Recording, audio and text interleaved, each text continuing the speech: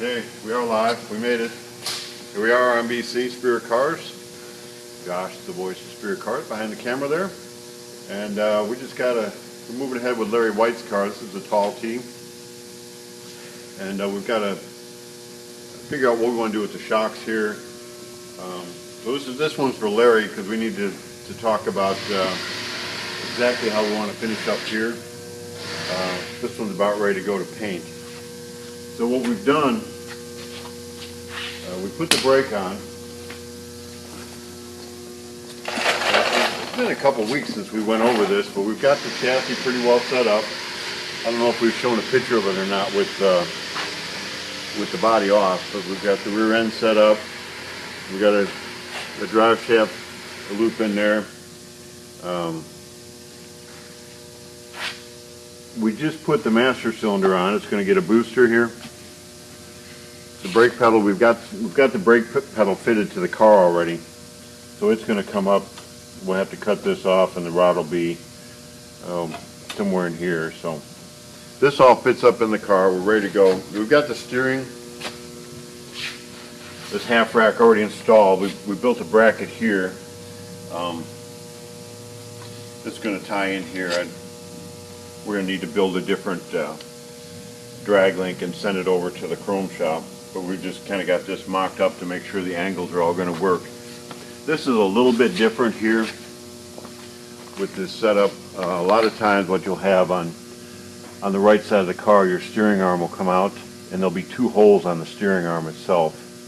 And you'll have the drag link hook up in one hole and then your steering on the other one. But this one has got a little setup there, which is going to work out fine. Right now we're just going to change up these shocks. We got a different set of shocks that Larry wants to use. I'm going to grab them real quick.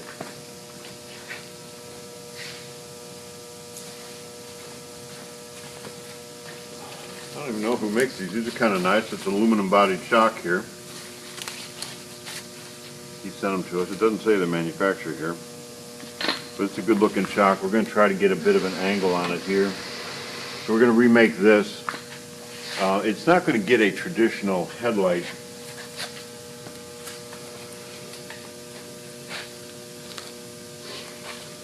It's going to get this bullet style headlight. Pretty cool looking. I would imagine this came out of the motorcycle world. Yes. Yeah. So it's a pretty cool headlight. We're going to want to get this in fairly tight into here. So we'll have to reshape this, and I want to get at least a little bit of an angle, as much as we can get on that shock coming in and still get the room. So we'll cut this off and put that on. If you're watching now, Larry, we'll probably get you pictures as we're doing this. I'm going to work with Sean this afternoon to go ahead and finish this up and finish up the rest of the steering and just finish the chassis part so we can get that to paint. After we get this to paint, the next step on it would be to go ahead and run the brake lines and put it all together that way. We've got the motor fitting. You've probably already seen this project if you've watched very many of them, but it's for a 350 Chevy with a, I don't remember, what is that set up for, a 350 transmission? 350. Our frames are 3/16 thick, so they're plenty thick to drill and tap. So what we've put in this one is a removable cross member for the transmission. That way if you ever have to go ahead and take your motor out and your transmission out for some reason while the car is still together, it makes it a lot easier to pull that out and bring it out. Couple things we still need to do. Everything, we like the ride height. Larry liked the ride height. By the time the headers come down in here, it's going to fill this gap nicely. Really cool rear end, so you can see that under the car. Kind of see how the shocks are set up in the back here. Some of it that we're feeling real good about, we've got it all fully welded now. There's a few things that we'll just tack on, like the steering here, and we've got the brakes here, and the steering in the front are just tacked on. So once we just like that, we like our pedal locations, we like our column location when it comes down. that will be done there. Things are a little different on it. A ladder bar type setup in the back. A lot of different ways. You can do a triangulated rear end. You can do radius rods, G4 bar, independent rear suspension. This one's set up this way. It looks pretty cool. On a rear end, something we've talked about before, but I'll just keep talking about it as long as we're going to have a picture of it here. If you look at these shocks, these coilover shocks, the way they are, if you didn't have it, let's say this ladder bar setup, if you didn't have a panhard rod in here, that rear end and the frame would just flop over back and forth. But the way we have it, we put a panhard rod in here, and this is a kit that actually came with this rear end.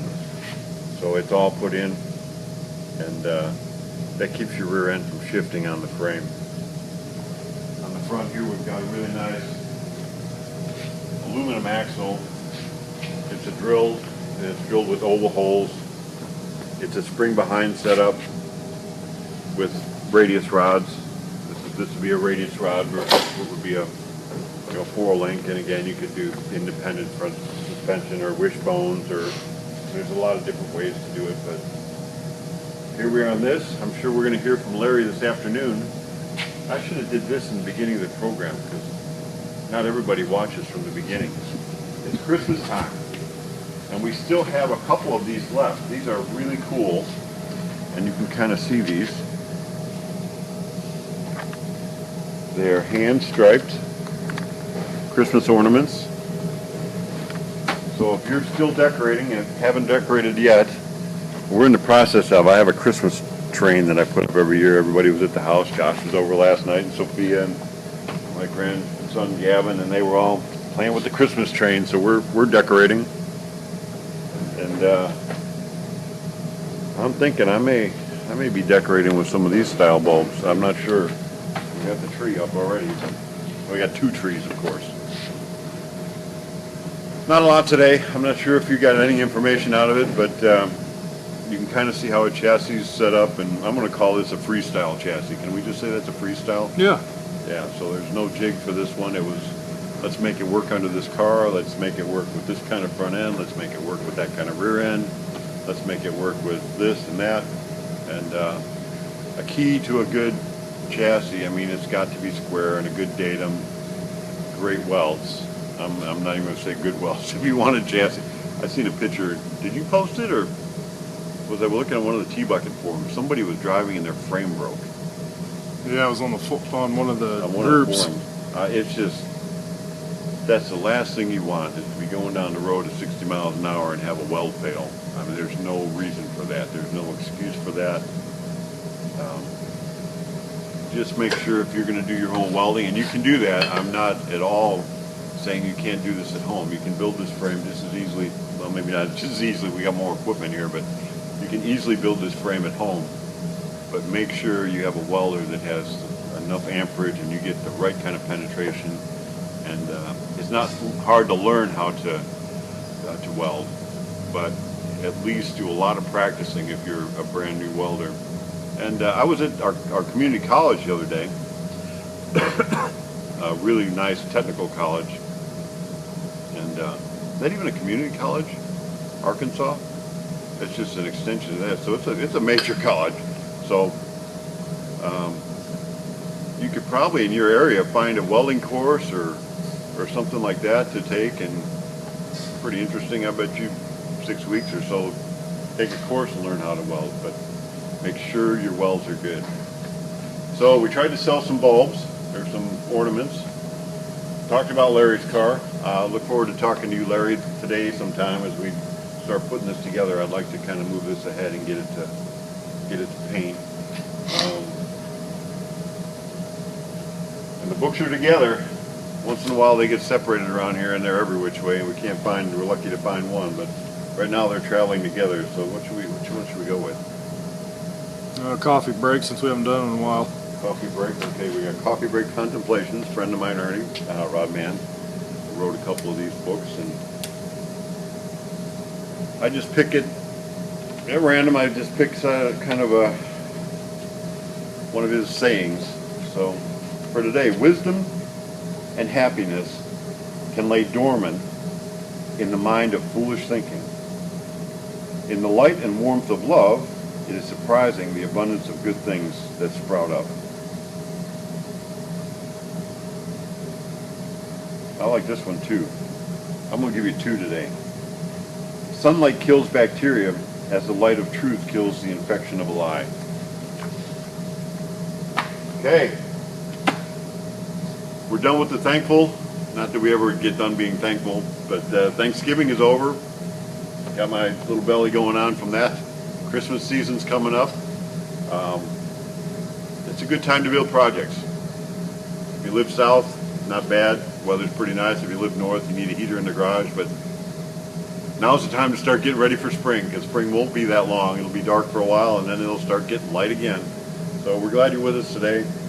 Larry, we'll get together today and get this thing going to paint. We're going to see this thing done. We've had a lot of cars go out of here the last couple of days, and we got a lot more to go out, and then we can focus on a couple of the projects that we've been trying to show you. Oh, we got a really cool. Tomorrow, let's show you the American Graffiti car. Yeah, that's cool. All right, we'll talk to you later.